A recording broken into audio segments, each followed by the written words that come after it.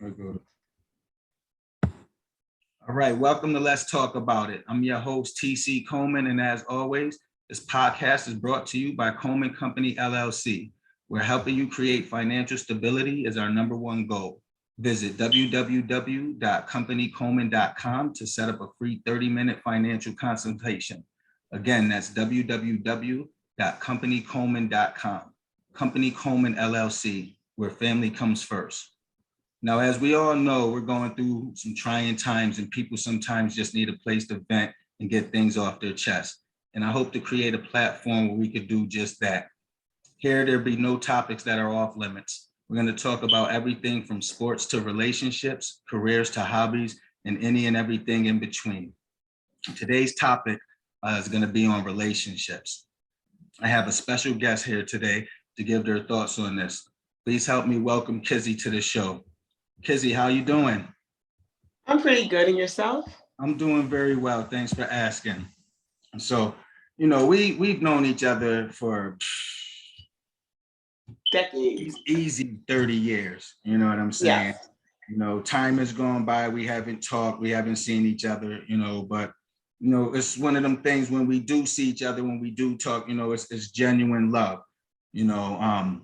Yes. We both been in relationships, long-term, short-term, children, all of that stuff. So from a female's perspective, what do you think one of the main problems with relationships are nowadays?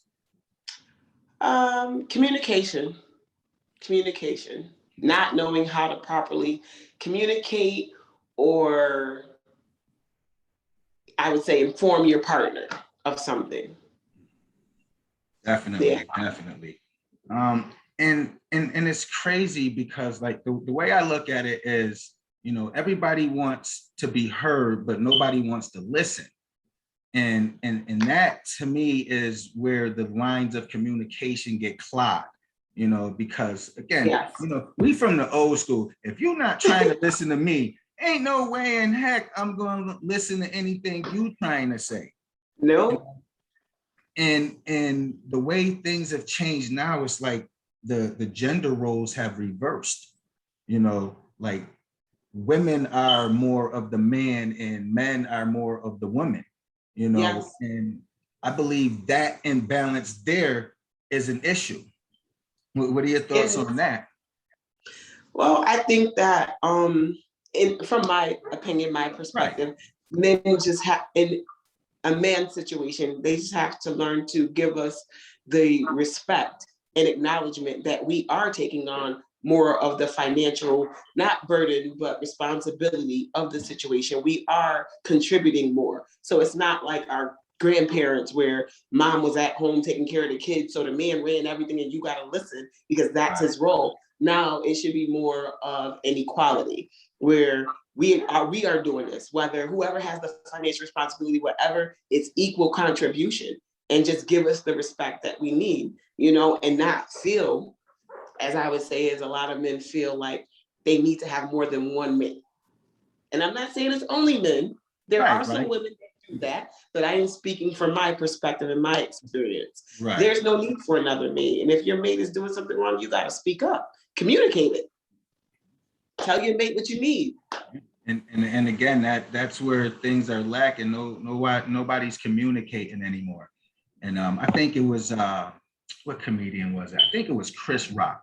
You know, they asked the question. He was like, you know, why relationships don't last now the way they did back in the day is because nowadays that person is in your left pocket. Anything that go on throughout the day, you just pick up your phone, boop, boop, boop. So by the time you get home from work, by the time y'all get together at night, there's literally nothing to talk about. You've already done it throughout the day. You've been talking and communicating all day. And I think that also contributes to the lack of communication. Because like I said, you've been talking all day. Like, I'm not going to walk in the house and be like, oh, baby, remember when I had told you at 4:00 that, you know what I mean? It is true. It is very true. But something that I haven't had the chance to incorporate into a relationship, because obviously I've been with a bunch of hard-headed men, is that whether we talk all day or not, we have to find another way, because intimacy is not only physical. Intimacy is Right. many levels. That's part of communication. So if I've talked to you all day and we've been talking and we know what we've done, now there's other things we could talk about, like tomorrow, like building, like 5-year goals, like, okay, let's spend quality time. What does that mean? Watching a movie, whatever we both want to indulge in together, whatever that may be. There's Right. other ways to communicate. It's not Yeah. just about your day. It's about everything, because in a relationship where it's a solid relationship, it's like becoming one. So you Right. have to incorporate and indulge and unite everything, no limits, no boundaries. Like, we're one. So this is what we're doing. And you don't have to spend all day, every day with anyone. That's Right. unhealthy, I think. But you do have to have that communication where if something is wrong with me, you should be aware whether you pick up on it or I tell you. So then Right. we don't have the problem of later on you poking a nerve. Things like that, that also will have the other person on 10 and the other person like, I don't need to deal with this. Then they'll be looking for outlets. Yeah, definitely. And me myself, I'm a victim of that. I come home from work, we've been talking and texting all day, and it's like, okay, I want to watch the game or something. You know what I'm saying? Like, you knew I was a sports fan when we got together. Like, don't catch attitude about me watching the game. Which honestly, my wife, honestly, she's not like that. She doesn't get upset with me when I watch especially my football, especially my football. Everybody deserves me time. But yeah, and if that's your me time, then that's your me time, and everybody deserves it, and every mate has to be understanding of it. See, and again, it comes back to communication. It needs to be communicated. Like, listen, I'm going to use X amount of time for my me time. You know what I mean? From this time to this time on this date, just let me have that. My football come on Sunday. Give me my 1 to 8 and just let me watch football and feed my face or whatever. You know what I mean? And again, it all comes down to communication, I think. Like, it has to be communicated. And the worst thing, maybe not the worst, but a bad thing in relationships, like the longer you're with somebody, you feel that they're supposed to know you. But aren't you the same person that harp up and down how you change every day? Like, that's me. So how am I going to know you if you don't communicate and you change every day? Correct. Again, it's all about communication, and once we learn how to just, like you said, no boundaries, no anything, just talk, just communicate, no hard feelings, no anything. It'll be a lot better. I'm known for saying take the emotion out of it. And of course, I know there's certain things that you just can't take the emotion out of. Like, what I mean? I'm a very passionate person. So I'm walking down the street and somebody walk up and punch me in my face. I'm emotionally punching them back. Like, you know what I'm saying? Like, I can't take, but again, there's a lot of times that we're able to, and I don't know if we choose not to, if we don't know how not to, but we always tend to let the emotion get the better of us, So I always try to take the emotion out of situations and look at things logically. And even sometimes that don't work. Because you know what I think it is, because I have that problem sometimes, but it also has to do with comfortability. So if you make me comfortable and it is a no judgment zone and I can tell you anything like relationships should be, communication will work better. Because sometimes if you can't communicate something, it turns into something different, such as anger, acting out like a child. But if I'm comfortable with you, animosity. Correct. Yeah. And if I'm comfortable with you, I can come home and tell you anything. Yeah. That will probably delete some of the negativity in the interaction. Oh man, I'm willing to bet probably 50-60% of it. Yes, and it'll open up the lines of communication. If we're comfortable with each other and we could tell each other anything, I've had one relationship where I was that comfortable and I could communicate anything. It didn't work out for whatever reason, but it's like I felt that relationship should have been eternal. Like, if I'm comfortable and you seem comfortable, what is it? And in the end, what he told me as a man? It was nothing you did. Some men are just greedy. Yeah. Some man can't take a strong woman either. You know what I mean? And possibly. And they some men look at a strong woman as a threat. you know. And again, like there's no denying it, you know. Stereotypes are for a reason. They're stereotypes for a reason, you know. A Yes. lot of women do come off mouthy and disrespectful, you know what I mean? But just like anybody else, like if you don't know that person's story, there's really no reason to judge them. Like you don't know why she come off out her mouth like that. You know what I'm saying? Like Yeah. she could have grew up her entire life with cats smacking her around. You know what I mean? Like you don't know. Yeah. So again, communication, get to know people. And then that's another thing. Like I'm so glad I'm married, man. Everybody bumping everybody nowadays. Like girls bumping Yeah. girls, guys bumping guys. Like, yo, everybody bumping everybody nowadays. It's It's like, definitely a cesspool, and I definitely, being 44 and single, I never saw me being single, not 44 and single. So it's right. like after my relationship ended, it took me a minute to be like, wait, is this really happening? Like I'm about to be single and dating and looking and stuff. Like I don't even have the energy. So I've That chosen at part. this point to just invest my energy in working overtime and just doing that, build my money, build my bank, because I don't have the energy to look, to search, to figure out if you right, wrong, indifferent. I don't have the energy. It's gonna have to find me. I hear that. I hear that. You know, and again, things like that. Like my mother is a single mother. You know what I mean? She's never been Mm-hmm. married. You know what I'm saying? So, and like the for how I seen her work is why I don't want my wife working. You know, that's why I'm starting to do things like this so I can provide. Like, I'm not gonna tell her not to work. If she want to work, then go ahead. Mm-hmm. And but there's not gonna be I'm tired. I don't want to go to work. Don't take your ass to work then. Like that. That's how I'm trying to have it. But do you know that that's something, and I'm glad you touched on this topic. That's something that has almost been depleted from society. There are a lot of men who, and they're not wrong for it, but they look at a woman, what you bringing to the table? Like they're not concerned with being a provider like in the old days. You provide, you make her comfortable, make her home.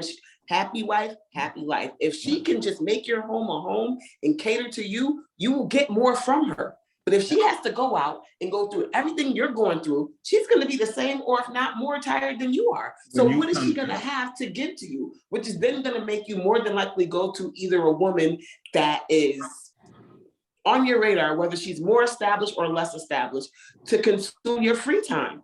Like, and I don't think men are fair in that thinking. They want this woman, but then they also want to know what she's bringing to the table. Like, I'm bringing myself, I'm bringing a well-made, well-rounded home, and anything you need from me. And that's not enough for some men, and that is okay. But for no, it's you to not. say, It's not. As a for you man, to, I don't think it yeah, is. but I'm just saying, because there are some women who want a man like that.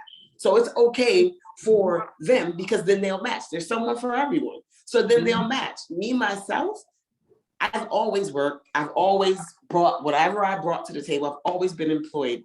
But when I was married, my husband, if I didn't want to work, I could have probably got away with it. He wouldn't have cared. He wouldn't have anything. It would have been okay, because we were a give and take. We did everything together. We built, when I was up and I was the breadwinner, I didn't put him down. We brought that money to the table. We raised those kids. We did everything. Right. It's just cheating, lying, deception on his part. And then because he did it, now it's a tit for tat. Like, it just became a bunch of negativity. When, if we had communicated early on, or whatever he was feeling or thinking, we could have resolved it, because I could have cleared his mind. Like, what you thinking is not happening. But Right. again, most of the men that I've since been married come across, it's like, okay, what you bringing to the table? And some of them don't even really mean it. It's just in the heat of a moment. Because then in all actuality, you'll turn around a week later and be like, you don't even have to work. Make up your mind. Do I have to work? Do I not? Are you just angry? Are you just talking? Like, so it's just like, I think a lot of men get it confused. Oh, she's a gold digger. Oh, she's this. Oh, she's that. No, she's a kept woman that you can keep. Some women think you could either be a kept woman or a woman that you keep. I myself find myself to be a kept woman that you keep, because I am going to work. I am going to provide something, but I'm neither nor. I'm both, all wrapped up in one. Like, I just, There's just got to be a lot of more men that think that they are supposed to be who they want to be treated like. If you want to be treated like this king, then provide. Be that man, like the Be a king. grandfathers and great grandfathers. Don't expect me to bring half and half, and then want that treatment. If I bring half, it's cool. But know that your role in your place if you want that treatment, and don't be a cheater or this or that, because then that's where the verbal violations and the lack of respect come in. I can't respect a man that's not a respectable person. So you got to act like that. You got to be that man that says, "No, what? I'm starting my own business like yourself because I don't want my wife to have to go through that. I saw my mother, and that's not what I want for the wife that I choose." You just got to bring that to more men.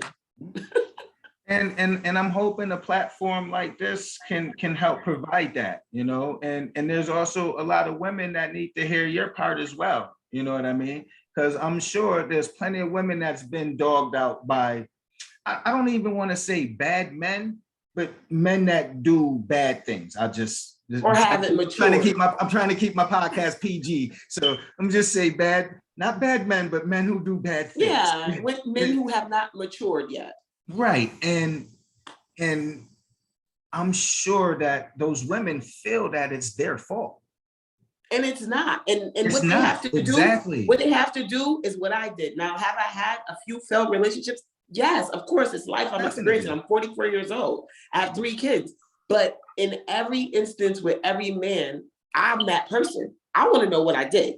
I want to know if I can fix it. I want to know if I can change it. I'm not the woman that's going to cry and pout, "Oh my gosh, he's cheating." I'm going to come to you first.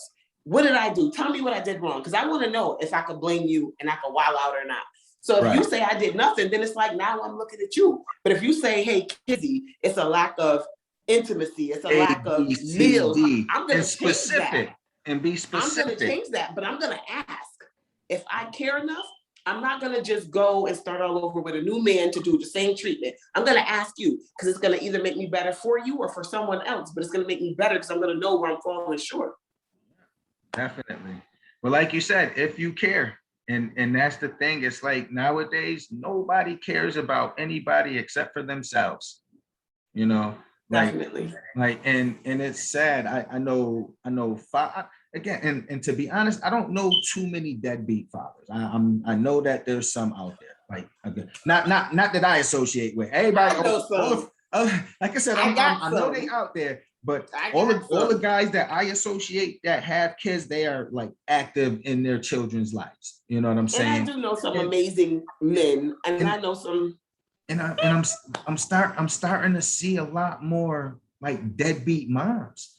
You know, moms that is becoming a common thing. Don't care. Like, and for me, like, again, it's no reason for a child to be neglected by either one of his parents. You know what I mean? Correct.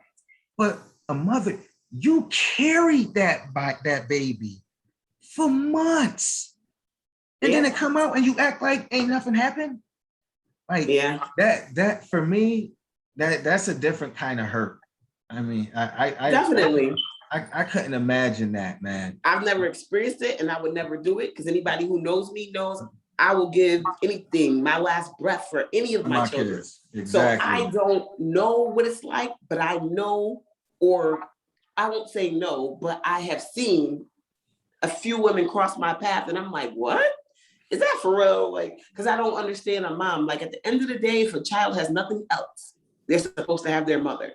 And if they don't even have that, I don't even have real words for it. And that's why I've always been a fixture in my kids' life. Like right now, I got all 3 of my boys living with me and my granddaughter. So life is good for me. You know what I mean? And that's amazing. That's amazing. I have a few male friends, and I see that they're like a fixture and they care about what their kids think. So it's like, no, I got to do this, and that because my daughter or my son needs me. And it's just like, like that's good. Because most men are like, no, I'm either fully focused on my stepkids and my current, or I'm just fully focused on me. Forget them kids. And honestly, it's a lot of cases where they not even focused on their stepkids and the new chick. They just focused on themselves. Exactly. And I don't know. That's always been something for me, how selfish men could be. I had a conversation, and I won't identify this person. Oh yeah, definitely, definitely. But I had a conversation with this young man, and he had a situation, and he claimed the stepkids, and that was his kid, and blah blah. And then when the relationship was over, that's not my kid. And to be honest, I'm detached from most of my kids, so how could I really care? But for you to acknowledge that and say it out of your mouth, Say it out loud, yeah. what kind of and not step back from it like, oh wait, damn. But wait, and say it to me, a mother of three, and I have three different kids' father. In my mind, don't let one guy fool me twice. So I have three different fathers for my children, but to know that I have some absent fathers, it's just like for you to say that to me, knowing my situation, I could have slapped him myself. Yeah. Like, oh, that sounds disgusting. Ew, that's unattractive. Yeah, that's unattractive. And for all women who will interact or deal with a man that is of that caliber, even entertain them, like there's no need for entertainment at all. No, like they deadbeat dad don't care about theirs. A deadbeat dad is down there with all the nasty things that you could do to possibly assault or defy someone. A deadbeat dad, that's down there for me. Like, oh, because somebody's life is in your hand. It's your child. Literally. And if it's like a deadbeat dad, like and if you have a son or a daughter, at some point you have to teach your daughter what a man should look like, so she'll know what to select. At some point you have to teach your son what a man should be like and do in order for him to grow up and have these morals and things like that. I have two sons. Like, it's just some things I couldn't do. Some things that in my mind I felt that, but there's dads there. You could have done that. You could have picked up that. I cry for help. I'm not afraid to admit I need help or this situation I can't do. So it's like, as a man, there are certain things that you should not be worried about before your children. Well, again, I mean, my dad was absent. My dad was, he was in and out, you know what I mean? And that's one of the reasons why I did all of the coaching back home. You know what I'm saying? Because I knew it was a whole, I came up in the Pop Warner system and the Little League system. So I know exactly what a lot of them kids is going through. And there's no reason for a kid to have to feel that way. It's not that kid's fault, and you've seen it. I've coached both of your sons. You know what I mean? And you see, I treat them like they mine. You know what I'm saying? Especially knowing your mother. Go ahead and act out if you want to. I'll snatch you up and bring you to her. Think I'm playing. And that's what's missing. That's what's missing. It takes a village to raise a child. That's what's missing. That's what's missing. People, coaches generally will care about what you're doing on the field, and after that, they forget about it. Yeah. So again, you see, I used to have little sleep outs at the crib, all of that. Oh, I know. I definitely remember. Bring them over. Bring them like over. Like you said, both my kids were part of that, and I definitely appreciated it. Definitely, man. Now, before we get going, it was great talking with you. But you was saying something before when we are off air about writing a book. What's that all about? Well, sure, a lot of people won't be happy about it, but I feel like my life, from young teenage, was filled with a lot of adventure that when I read urban novels and things that interest me, it's in there. So if it's got my interest and people are loving it, then I'm sure the pieces that people are either aware of, not aware of, or only know a little bit about would definitely be an exciting read for them, and as well as myself, just wanting people to be aware of certain things. Right. So it's not a tell-all, it's not anything like that. It's more so informative and entertaining. So definitely just would like to get some of these things out of my brain, off my chest. Sometimes that's a way for people to move on in life also. Definitely. And I feel like everybody needs a release.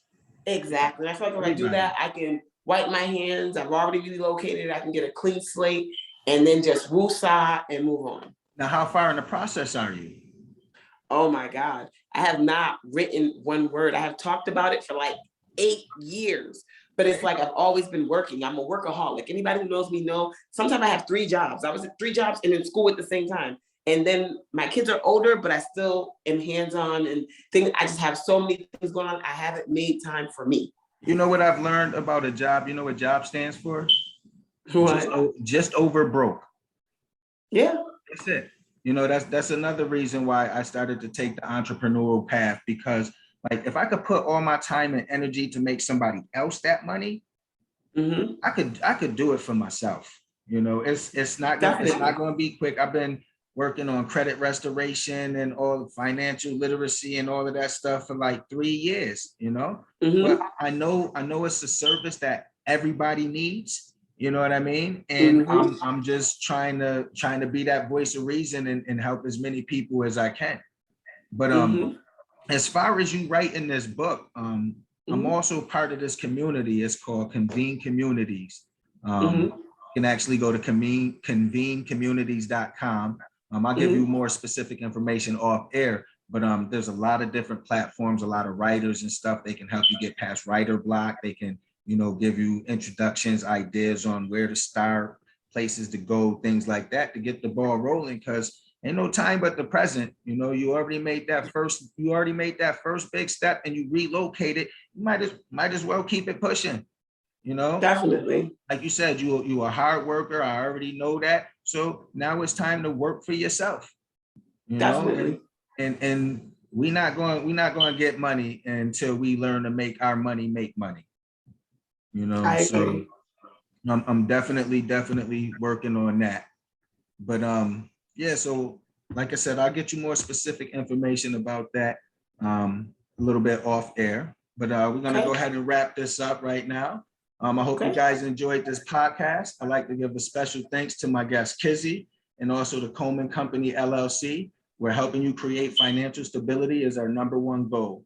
Don't forget to visit the website at www.companycoleman.com to set up your free 30-minute financial consultation. Again, that's www.companycoleman.com. Company Coleman LLC, where family comes first. Thanks again for tuning in, and I'll catch you on the flip side. Thanks, Kizzy. I'll talk to you soon. You're welcome. See you guys Bye-bye. later.